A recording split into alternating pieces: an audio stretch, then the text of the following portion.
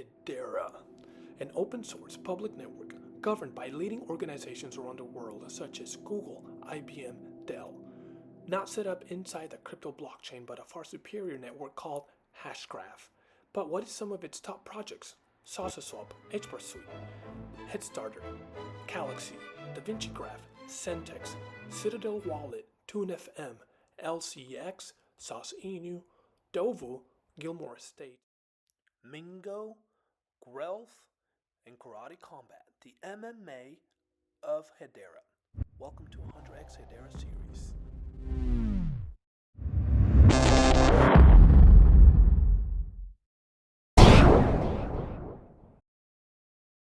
Safe Investor AG, HBAR Saucy Warrior, and today we're interviewing Mei Chan. How's it going, Mei? It's really good, yeah. I'm having a great day, a great relaxation after the match at Karate Combat. Man, okay, that's awesome. I'd like to get to the fun part ASAP because I have so many questions about that. I'm a huge MMA fan, and ladies and gentlemen, this is the CEO of HASHPACK Wallet.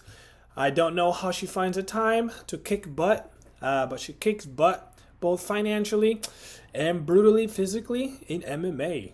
So all right. You have one of probably it's my favorite wallet ever since it got introduced to me. I don't use Blade. I don't have anything negative to say. I just like HASHPACK a lot. It's very useful in my opinion. It solves many problems. It has a lot of great features. So one of my questions to you is what would you consider to be HASHPACK's greatest features?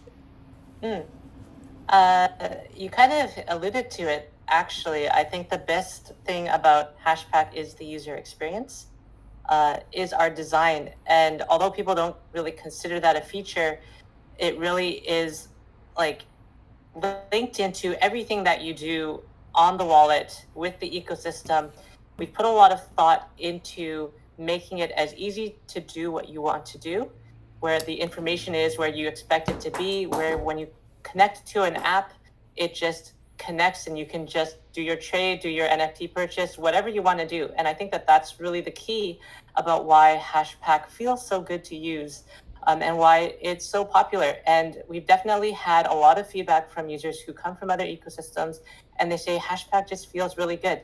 And part of that is that Hedera is very performant. It's very fast to use transactions on Hedera, but we're not the only fast layer one. So it really is like a combination of things, but mostly it comes down to it just feels good to use the wallet. Man, it does feel good to use a wallet, and it's very simple. I'm a fan of simplicity. Nothing convoluted, nothing complicated, and it's very simple. I'm really used to using it. Like I said, not because I haven't gotten the time to try out Blade or Kabila wallet, but just because it's gotten so easy for me to use it that I don't find a reason why. I'm sure they're great wallets as well, which leads me to my next question. Now, one of the greatest feature, in my opinion, is a secure trade, man. That's it. So I have questions about it. I mean, the history. Who came up with this? Was it hard to come up with it? Can you tell me the history of that feature? Yeah, Secure Trade is really funny. Secure Trade is one of the first features that we had in the wallet.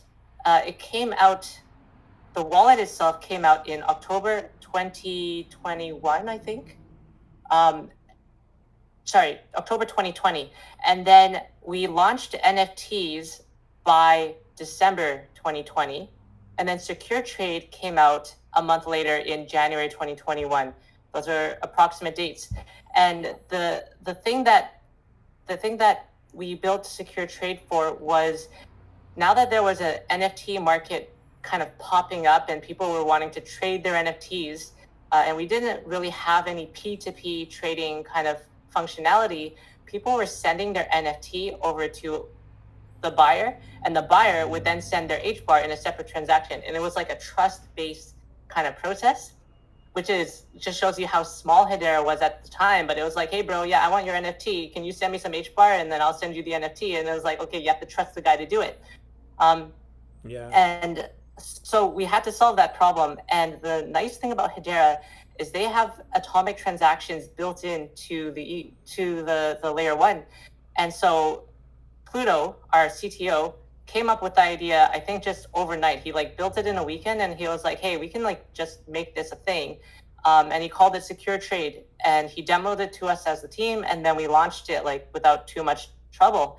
And now it was like, well, now you can put your HBAR on one side of the trade and your NFT for that you want to trade for on the other side, and then send this transaction, and the other person can review it and say, okay, yeah, this is the amount that I'm expecting, and this is the NFT that I want to give away. Let's approve it. Both sides approve it, and then it's sent in one transaction. No chance for funny business, no chance for scams. You see exactly what you're getting on both sides. And that was version one. Version two, if my memory serves me correctly, version two lets you actually put multiple NFTs in a trade at a time. It lets you trade NFT for NFT. It lets you trade for fungible tokens and not just HBAR. And any sort of like combination of that you can do because of how powerful the native atomic transaction is on Hedera. So we kind of made it a lot more easier, where you can now see what NFTs your friend or the buyer has, or sorry, the seller has in their wallet, and you can click on that NFT with the image in it, and it just becomes really easy. And yeah, it was really good. And when Secure Trade first came out, everybody was using it. It was a really great time to be in the NFT ecosystem back then. Man, it sure does. It makes everything easier, because it's evolved into such a great feature where the owners or the founders or whoever mints the NFTs, now they can even get a portion of the cost of the secure trade. I mean, I thought, what a great idea! Like, oh my goodness, how many trials and errors I must have gone through to get this right, because it adds. Okay, so it adds so much value to Hashpack, not just because you can interchange or swap with a buddy or even someone anonymous. Yeah. You don't have to know them now. Yeah. So trust doesn't really have to be there anymore like in the past. Right. And the whatever project they're swapping for with a secure trade gets paid whatever portion Yes. they set, right? In Yeah. their The royalties are royalties. the That's royalties it. are honored. So yeah, when you trade with Secure Trade, the projects get the royalties just like any other trade on the marketplaces. Like that's so cool, and so that's why. I mean, like I said, when I have to mint, this is funny. So I was minting a Sat Cats today, and I'm like, oh cool, okay, well, is that on Centex? Is 11 Centex? No, they said you have to do it through Kabila. I'm like, bro, I mean, I like Hashpack. I mean, nothing. Right. Like I said, Kabila is awesome.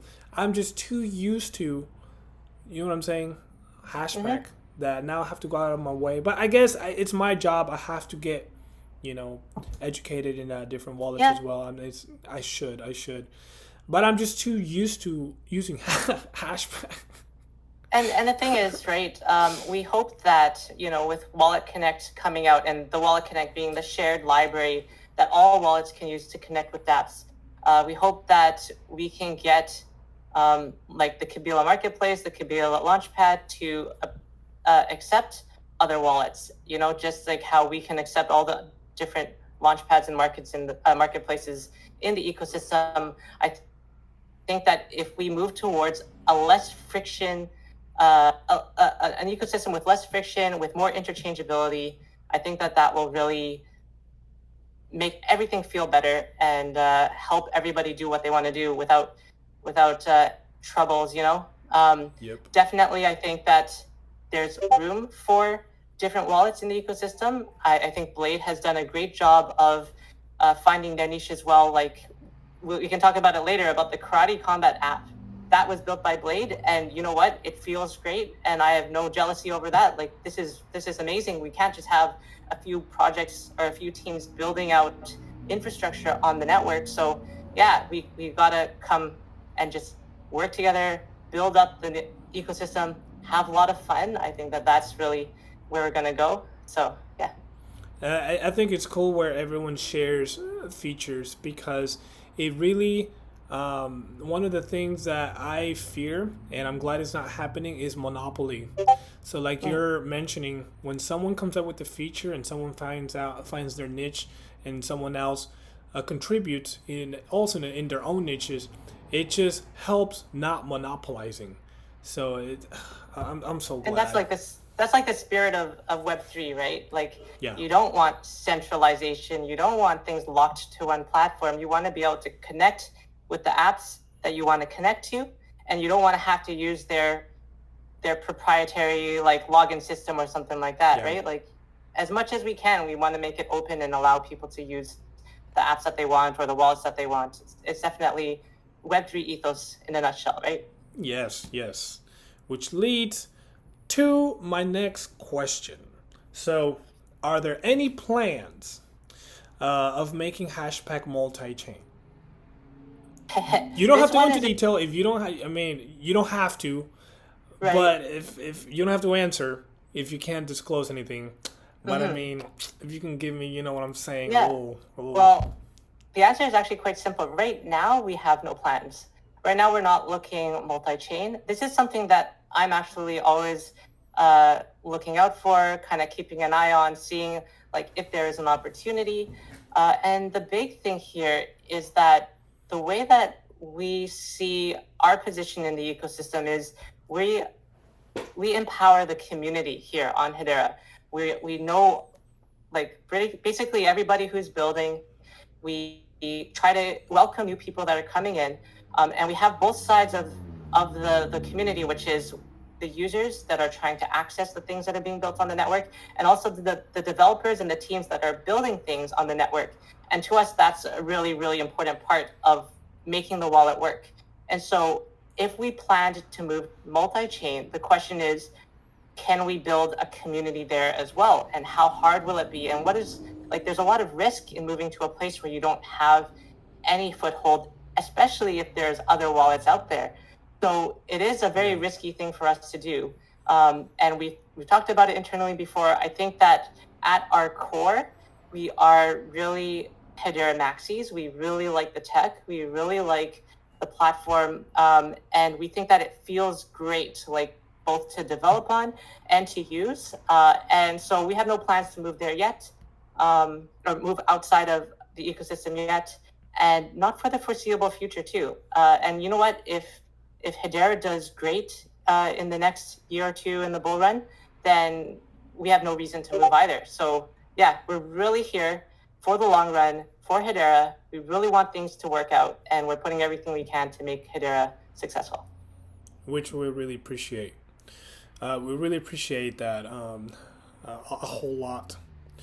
You answer a lot of my questions. Yeah, it would be very risky because then you have to pave a new path, Mm-hmm. do a deep dive on the market, and Yeah. then if it would make sense. Okay, So that's one of the true. things you can look at too on the Hedera side is like Atomic Wallet is a cross-chain wallet that supports HBAR. Venly Wallet is a wallet that supports Hedera and also supported NFTs on Hedera as well. And they have a cross-chain strategy. But did they spend effort to see what was needed in our community? Did they put effort into building features that we needed from a community perspective, both from developers and from retail? They didn't, right? They were trying to get the cross-chain strategy of just kind of technically being able to use it, and you can store the assets, but you can't really do anything on the network. You can't really connect, right? And that's not really what we're about at HashPack. We want people to use it. We want to help interface between the user and the DApp. We want to make it easy to access the things that are being built on the network, not just have a place to hold your coins, right? Right. Right. Okay. I didn't know that. Okay, that really appreciate your views. Okay. Um, no, I'm glad you're the CEO. So, Yeah. well, I was looking up also, and by the way, any kind of anything else you want to add on, just interrupt me and Absolutely. take away the floor, because this is an interview about HASHPACK and Mei Yep. Chan. Yep. So, okay, so I was going through the tokenomics of the just a quick review. Everything looks pretty fine to me. So for everyone that it's not aware, the pack back base amount, the percentage of the pack back rewards will fluctuate depending on the amount vesting to the multi-sig and promotions or campaigns. So basically, the fees are 5% in wallet swaps, secure trade, and so that's people can also receive the pack token in Yes. royalties. Not Yeah. royalty, sorry, but as a loyalty payout, right, or something like Yes, that. loyalty payout. Loyalty payout. Yeah.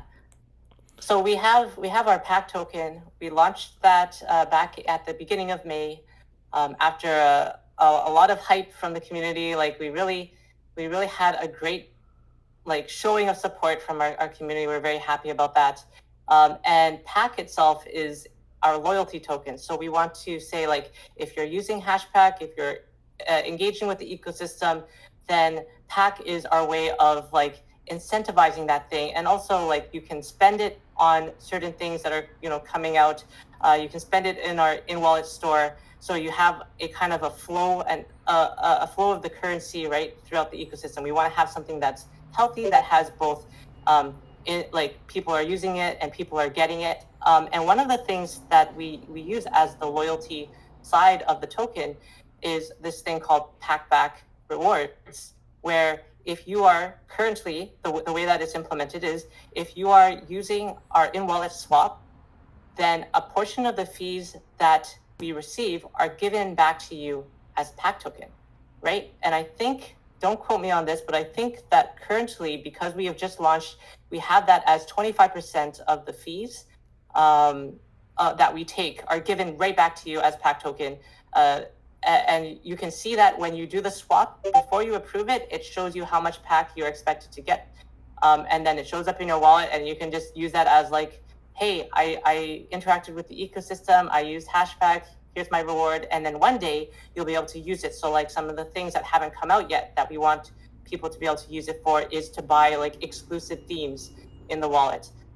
We are thinking about like things like special merch, like physical merch or something like that. Maybe one day if we do physical merch, you have to use pack in order to buy it, and not like dollars, like credit cards or something like that, right? We want to do like special events. Tyler, or rather Pluto, was talking about hackathons, maybe like sponsoring that. That's still up in the air, but like there's a lot of things that we want to do with Pack that once we have time to build those features, then it's going to come out and people are going to be able to use those features and have fun in the ecosystem and get engaged. The big one that we haven't done yet that is definitely on our minds is the voting.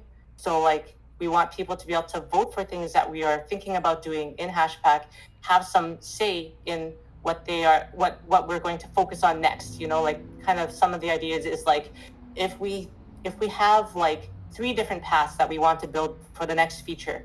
I don't know what they would be. Maybe like some kind of like integrating lending into there, or integrating some other marketplace, or launching some new skins, like some new themes.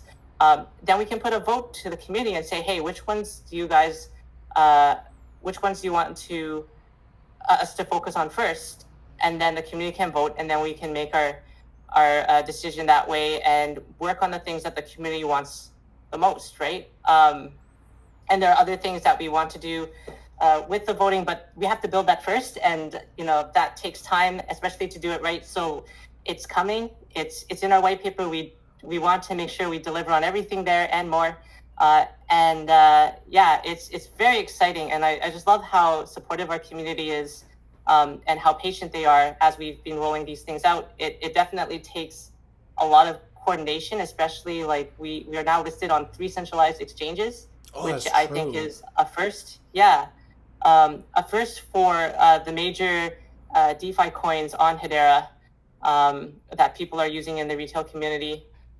We launched with 2 exchanges, which was Mexi and BitGet, Big get. and that is like a first for a DeFi coin on Hedera, right? So we hope to pave the way and make it easier for other coins to launch on the network. And like if people are building their own tokens, their own token projects, their own platforms, and they want to like have some sort of like guide or like feedback on how to get that kind of deal for themselves, like how to talk to those exchanges, etc. Our team is available to talk because we want to help propel everybody forward and build up this ecosystem on the whole. Nice. That's what I'm talking about. And yeah, I forgot to mention that. Yeah, you guys are listed on BitGet, which is a huge accomplishment. Mhm. And I'm glad you touched on that. And The latest one actually is Gate.io, which we launched. We haven't launched yet. We announced it. The contract is signed, and I think that it's coming out next week, or yeah, something like the 17th in my memory. Somewhere around that, we made an announcement. Gate.io is a tier 1 exchange. They work primarily in Asia, so it is kind ooh, of maybe not a name that people in our community is familiar with, but they are tier 1. They're very active, and we hope that it will help us to, lead the way. And we're still working on other centralized exchange listings, but like through this whole time, everybody's been curious about like what we're doing on the centralized exchange front, and it's hard to say because one, none of the exchanges want you to tell people that you're talking with them before something is signed, right? Because then you um, have projects that are hyping things up, and maybe it falls through, and then those exchanges look bad. So you can't say it ahead of time, and then you can't announce them before they announce themselves because they want to have that marketing buzz. They want to be in control of that narrative, right? So the best that we can say is we're looking into exchanges. We're doing our best. Everybody was hypothesizing that, oh, we're trying to get on Binance or something like that, and we want Pack to be listed on a tier 1 exchange. And I guess the thing that I can say is that we are trying, but it is also like there's a lot of factors involved in right. that. These exchanges, especially the bigger ones, are very picky, and the Hedera community is small. It's growing, but it is still small, and we have to prove to the exchanges that Pack token is worth them listing it. And Gate.io is a great example where I think it was because we launched to such success that Gate was like, okay, we're good to launch you as well. So hopefully, as a community, as we get more and more traction and we show a lot of success in this, we can continue to give out really great announcements and get everybody excited. Hey, it really does show a lot of your character. Okay, I'm going to pause the video right here and continue part 2. Everyone, this was part 1. None of this is financial advice, by the way. This is just an entertaining interview we're having with the CEO of HASHPACK Wallet. And stopping it now.